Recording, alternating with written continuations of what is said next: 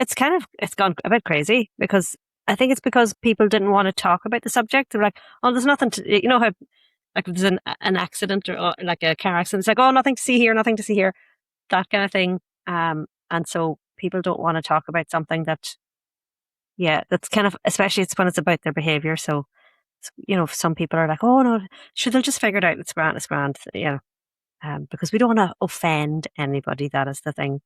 A lot of the time here in Ireland, it's like, oh no, it's okay. Shh, shh.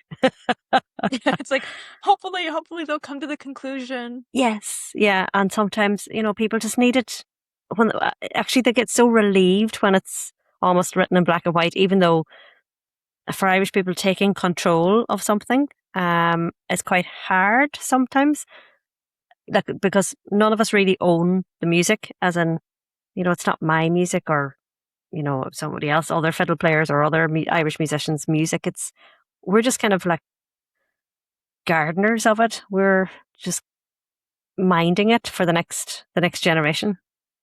So that's kind of yeah. So nobody really wants to take the bull by the horns and go, right, this is what you need to do, this is what you don't do, this is what you know. So it's a hard thing to I didn't you know, I was thinking about doing the podcast for about 7 months before I actually did it, maybe even longer.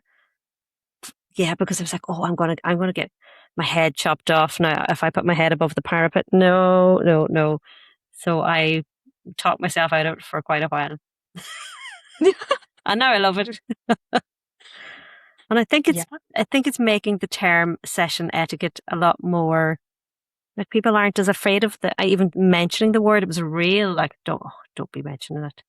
So now it's kind of like, oh, have you heard the podcast? It's much more yeah, it's much more chilled out vibe about the term. I hope that's my aim.